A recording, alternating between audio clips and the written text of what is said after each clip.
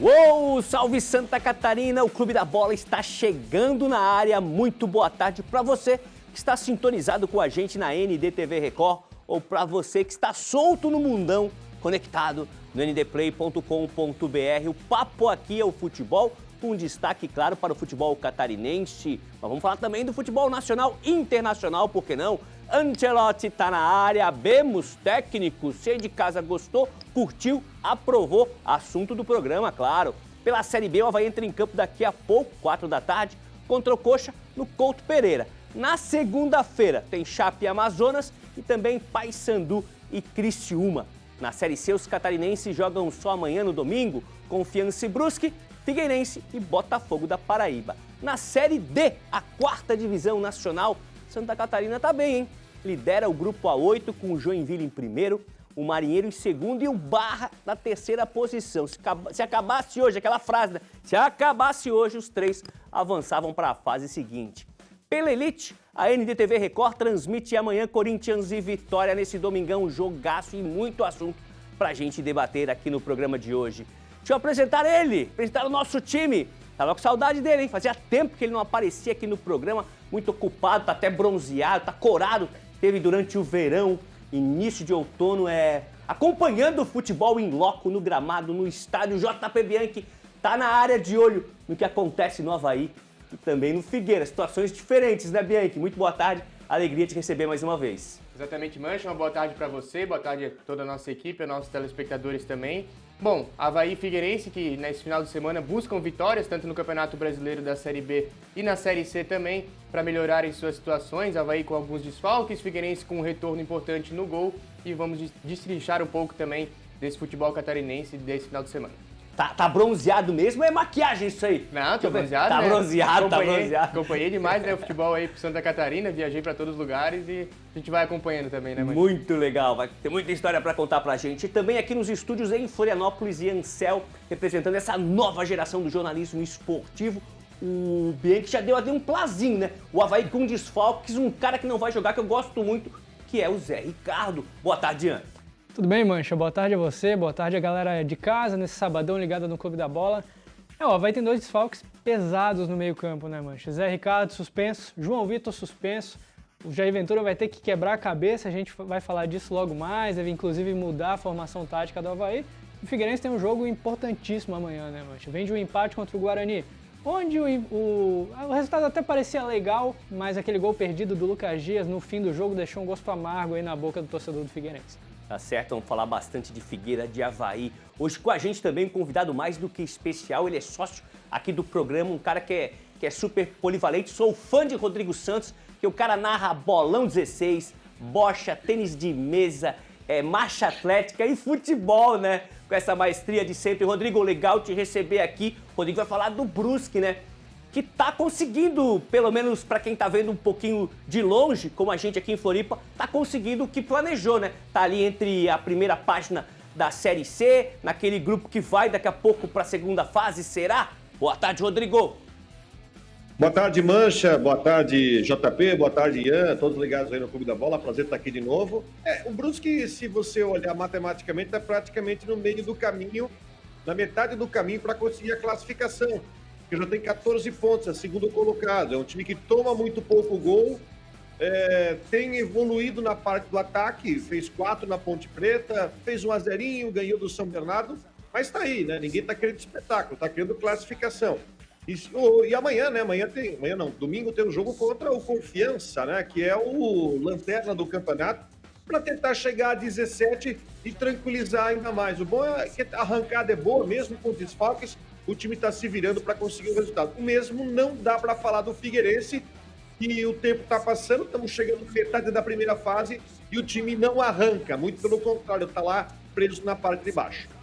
Nem fala, depois vamos falar do Figueira aqui. E completando o nosso time para esse primeiro momento do programa direto do sul do estado de Criciúma, Renato Semensati vai contar pra gente aí o que tá acontecendo no Tigre. Vai dar essa primeira introdução, seu boa tarde, e depois vamos falar mais do Criciúma, né? O Eduardo chegou sorridente, com a pele boa, conversando com a imprensa. Na última entrevista já tava com uma cara de muita preocupação, até algumas rugas pintando aqui do ladinho do técnico do Tigre, Renato. Conta pra gente, boa tarde. Boa tarde, Marcelo, Rodrigo, JP, Ian, turma toda. Rapaz, Eduardo tá, com certeza com o cabelo mais branco, com menos cabelo. São 4 jogos, nenhum gol marcado, 8 sofridos, né? Só conquistou um pontinho nessa Série B de Campeonato Brasileiro. Segunda-feira tem um jogo importantíssimo, porque é simplesmente o lanterna contra o vice-lanterna da competição. Mas não é só dentro de campo, não. Quarta-feira, felizmente, tem uma eleição aí. Tomara que a eleição para integrantes do Conselho Deliberativo passe logo para diminuir o clima que está no Criciúma, dentro ali da direção do clube, do Conselho Deliberativo. Se fosse para contar exatamente o que está acontecendo no Criciúma, Marcelo, a gente ia ter que estender o programa até umas 18 horas, mais ou menos. Mas depois a gente conversa mais sobre o assunto. Tá certo, Renato, fica com a gente pra gente bater papo aí sobre o futebol catarinense. Agora a gente muda um pouquinho para falar do futebol nacional, internacional, por que não? Chegou aí o técnico Carlo Ancelotti, vai assumir a seleção, assumiu já a seleção, já está fazendo seus trabalhos, assistindo aos jogos durante a semana, foi no Flamengo, foi no Botafogo, foi no Corinthians também assistir. E ele convocou, né? Convocou uma seleção um pouquinho diferente para os 2 amistosos. Tá aí a convocação de Carlo Ancelotti, bateu a foto, parece ali um 007, né? Ficou legal essa foto dele, hein? Ficou foto internacional. Goleiros, Alisson do Liverpool, o Bento do Al Nassr e o Hugo Souza do Corinthians. Até chorou quando recebeu a convocação, se emocionou bastante o Hugo. Laterais, Danilo do Flamengo, o Wanderson do Mônaco, o Alexandro do Flamengo, Carlos Augusto da Inter de Milão e o Wesley do Flamengo. Zagueiros, Alexandro do Lille, Beraldo do PSG, Léo Ortiz do Flamengo e Marquinhos do PSG também. Os meio-campistas, Andreas Pereira do Fulham, Andrei Santos do Strasbourg, Bruno Guimarães do Newcastle, Casemiro do Manchester United, Ederson do Atalanta e Gerson do Flamengo. Atacantes, Antony do Real Betis, Estevão não é mais do Palmeiras, né? Se despediu, mas é do Palmeiras. Quando ele assinou ali, ele era do Palmeiras. Gabriel Martinelli do Arsenal, Matheus Cunha do Wolverhampton, o Rafinha do Barcelona, o Richarlison do Tottenham, o Vini Júnior do Real Madrid. Já pergunto pro Ian, curtiu essa convocação? Sei que você era do hashtag time Jorge Jesus, mas veio o Ancelotti, chegou, bateu a foto ali com o terno meio de ladinho e assinou lá o papel, fez a convocação. Você gostou? Muita gente perguntou, né? E o Neymar? O Neymar não foi convocado. O Ancelotti mesmo disse que conversou com o Neymar, disse que ele está nessa fase aí de recuperação, vai esperar mais um pouquinho. E Ansel, você concordou com essa escalação? Faria algo diferente? Mancha, acho que está dentro do esperado, assim, já esperava uma não convocação do Neymar. A gente brinca, né, que muito se espera do Neymar hipotético, que nunca acontece, infelizmente. É um craque, é o melhor dessa geração, mas infelizmente não dá para contar com ele. Voltou agora no Santos, vamos ver se enfim consegue embalar, porque, repito, é o nosso melhor jogador dessa geração. Acho sim que deve ser útil para a Copa do Mundo no ano que vem, mas ele precisa jogar, ele precisa estar em forma. Ele precisa estar bem fisicamente e tecnicamente para poder ajudar a seleção brasileira. Gostei de alguns nomes, principalmente no meio-campo, o garoto Andrei, que é jogador do Chelsea, está emprestado ao Strasbourg, da França, fez um bom campeonato francês. O Ederson da Atalanta me agrada muito também, um jogador de força, de chegada, acho que falta esse tipo de jogador na seleção brasileira. Não me agrada muito a convocação do Beraldo, tá? Não vem jogando tanto no PSG, é mais reserva lá, enfim. Eu acho que de repente teriam nomes melhores. Eu vi que ele convocou 5 jogadores do Flamengo, né? O próprio Danilo, que vem sendo reserva no Flamengo, não sei se seria o momento. Me parece que vai como zagueiro, não como lateral, assim como ele vem jogando também. Gosto da chegada também do Alexandre do Lille, também mais um jogador que fez um bom campeonato francês, jogador de muita força também, jogador que joga pelo lado esquerdo da defesa. Foram principalmente os 3 nomes assim que mais me chamaram a atenção, mas... Legal. E JP Bianchi, quem você convocaria que Ancelotti não captou, não colocou na lista? Olha, Mancha, eu achei interessante a ausência do nome do Rodrigo, né? O Rodrigo não está nessa lista, trabalhou com o Ancelotti no Real Madrid recentemente e foi um dos nomes mais sentidos nessa lista, que vinha sendo convocado, acabou não indo para a seleção para esses 2 próximos jogos. E também o do Neymar, né? O do Neymar, o meu chefe aqui, o Ian, falou do Neymar hipotético, né, que nunca acontece. Ainda é um jogador diferente, né, tem uma qualidade diferente, mas como o Ian bem disse, ele precisa estar nas melhores condições físicas. Até agora voltou para o Santos, não demonstrou nada de melhora nessa condição física. Claro, quando ele entra é um jogador diferente, ele consegue criar jogadas diferentes. Estava assistindo o jogo contra o CRB na Copa do Brasil, ele entrou em 2 minutos, ele deixou 2 jogadores do Santos na cara do gol, e aí ele não pode fazer tudo também, né? Ele tem que contar com a qualidade também dos companheiros, que falta realmente no Santos. Mas achei interessante essa falta, Mancha, do Rodrigo, e também ele ter o culhão de não ter chamado o Neymar, né? Dizem que ele até ligou pro Neymar, conversou com ele, falou que conta com o jogador para as próximas convocações, mas achei interessante ele já chegar e já ter esse peito de não levar o Neymar. Legal. O Rodrigo Santos não participou de alguns programas quando a gente debateu bastante os nomes, né? Então eu faço a pergunta para Rodrigo Santos. Você gosta do nome do Ancelotti, Rodrigo? Eu acho que sim, eu acho que se não é unanimidade, eu acho que talvez 90% da opinião, talvez, não, alguns são time Jorge Jesus, que nem você, né, Mancha, mas eu acho que o Ancelotti vem para agregar. Eu olho para um outro aspecto que eu acho que o Ancelotti pode colaborar até pro futebol brasileiro como um todo, até com a sua presença no país, indo assistir jogo de Brasileirão, jogo de Libertadores. Eu acho que também ele pode ajudar num aspecto macro, até com troca de experiência. Na seleção brasileira que foi convocada, eu tenho quase certeza que talvez não foi convocada toda por ele, né?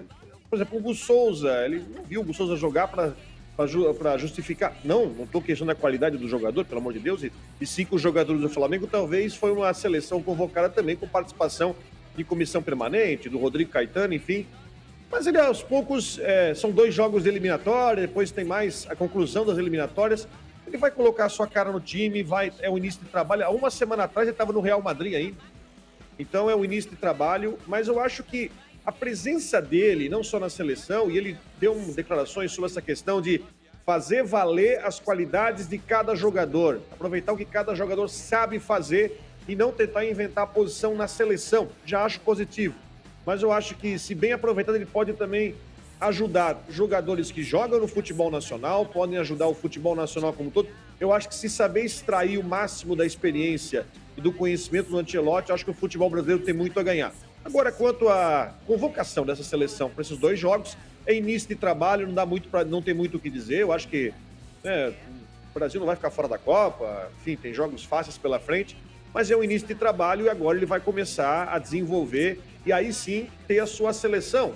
Talvez o Casemiro seja uma indicação dele, porque o Casemiro é um homem de confiança, mesmo com a campanha pífia que o Manchester United fez no campeonato inglês e perdeu a Liga Europa. Mas eu acho que é o início de trabalho, acho que vale a pena a gente acompanhar e torcer. Eu acho que é um nome certo, é um nome bom, é um nome que conta com a simpatia, que ele vem para fazer um trabalho de seleção com os jogadores que ele conhece. É só começo do trabalho, a gente tem que avaliar aí. Legal, Rodrigo. Antes de chamar o Renato, colocar na tela os jogos, né, da seleção, os compromissos que a seleção tem, são pelas eliminatórias sul-americanas, né? O primeiro jogo é contra o Equador, no Monumental de Guayaquil, quinta-feira, 8 da noite, um jogo fora, sempre um jogo fora e sempre um em casa, né? 15ª rodada, daí na sequência o Brasil pega o Paraguai, né? O Química Arena São Paulo, esse jogo na terça, dia 10 de junho, às 9h45. Agora eu vou perguntar pro Renato. Renato, o João Saldanha, né? Saudoso comentarista esportivo, radialista, foi técnico da seleção. Ele dizia que o Paraguai só era bom no Paraguai. Saiu dali, já é um time mais comum, mais fácil. Ainda não, o tempo passou demais, né? São 2 compromissos difíceis, na tua opinião? Marcelo, pelo que a seleção brasileira está jogando, sim, né? Mas acho que, como falou o Rodrigo, não tem como você não ir para a Copa do Mundo com essa mudança que fizeram aí no número de classificados nas eliminatórias. Então, o Ancelotti chegou e a gente vai ter que contar com um fator sorte em determinado momento. E esse momento é quando tiver ali nas vésperas da Copa do Mundo, tiver aquela convocação final e ele conseguir encaixar o time nos treinamentos, e se o Neymar tiver recuperado, o Brasil tem chance de avançar um pouco mais na Copa em relação às últimas 2. Caso contrário, o Ancelotti não vai fazer mágica. E outra coisa, porque ele está herdando nada de trabalho, né? O Fernando Diniz e o Dorival não deixaram absolutamente nada. E o Rodrigo tem razão na teoria, em um ponto que ele tocou ali, mas na prática isso não vai acontecer. Ele falou, não, o Ancelotti pode ser melhor aproveitado, não só como técnico da seleção brasileira, mas ser extraído o conhecimento que ele tem. Ele é o maior vencedor em atividade no futebol mundial como treinador. Então, na teoria, é perfeito. Agora, se vocês acompanharem os programas de televisão, as entrevistas dos treinadores brasileiros, tá todo mundo com a inveja do homem, que é um negócio maluco. Como é que esse cara vai fazer um trabalho de aliança com os treinadores brasileiros? Tá todo mundo torcendo para ele dar errado, entre os treinadores brasileiros? Sai zica. Ó, já vou chamar o Ian porque temos uma provável escalação para esses compromissos, ou pelo menos para o primeiro jogo contra o Equador. Alisson no gol, Wanderson, Marquinhos e Beraldo fazendo ali a dupla de zaga, com o Alexandro na esquerda. Meio campo, Casemiro, Bruno Guimarães, Andréas Pereira, depois ali Antony, Vini e Richarlison. É esse o time? Será, Ian? Foi você que desenhou esse campinho pra gente, Ian? Fui eu sou o culpado. É porque eu vi uma entrevista do Ancelotti dele dando a entender que ele usaria um modelo de jogo parecido com o que ele usava no Real Madrid. O melhor Real Madrid dele, que foi o da temporada passada, não dessa, jogava em losango com dois jogadores muito móveis na frente, que era o Vini e o Rodrigo. Não jogando como pontas, mas sim jogando como atacantes, e tinha o Bellingham atrás, que toda hora entrava na área. O Bellingham chegou a ser o artilheiro do time na primeira parte da temporada. Então a gente imagina, é difícil você emular por conta de características, né? A gente viu o campinho ali na tela, por exemplo, eu não acho que o Andréas Pereira seja esse camisa 10 para jogar atrás dos atacantes. Falta ele, principalmente, pisar na área, entrar na área, porque como você não vai ter um 9, você vai precisar de compensações para ter um jogador que faça esse papel, que entre ali e chegue como esse elemento surpresa. Eu vejo os meio-campistas do Brasil, acho que com exceção do Ederson e do próprio Andrei, que me agradam muito, que são jogadores que pisam na área, que chegam na área para esse cruzamento, para você pesar a área, como a gente diz, para você incomodar a defesa adversária, né? Então tem muitos jogadores ali que vão pouco na área, como o Bruno Guimarães ainda vai um pouquinho mais, o Andrés pisa muito pouco, o Casemiro mais em lances de bola parada. Então eu imagino um Brasil com uma dupla de ataque, de repente um Vini e Matheus Cunha, já que o Rafinha está suspenso contra o Equador, ou até um Vini e Rafinha, já pensando no jogo contra o Paraguai, de repente, mas acho que deve partir por aí, de repente o Brasil saindo daquele 4-2-4 suicida do Dorival contra a Argentina, passando para um time com meio campo com mais jogadores. Legal, temos os palpites aí do Clube da Bola, você pode também dar o seu palpite aí em casa para esse primeiro encontro Equador e Brasil, pode colocar na tela. Ó, o Ian, todo mundo apostou, não, teve gente que apostou em empate. Ó, o Ian, 2-1 Brasil, Badá, 2-1 Brasil, eu já botei um golzinho a mais ali, um golzinho do Vini Júnior, 3-1 Brasil. O Kaká vai de 1-0 Brasil, econômico, o Renato quer rolo, empate 1-1, e o Emerson também não tá naquela vibe. 1-1, 2-2, Equador e Brasil, tá aí o palpite da galera. Ó, tem outro jogo também? Já não, tem esse jogo, vamos ficar nesse jogo primeiro, do Equador com o Brasil. A gente vai para um rápido intervalo e volta para falar de Avaí, Figueirense, Chapecoense, Tigre, Brusque, Joinville, Marcílio e muito mais. Não sai daí que é rapidinho.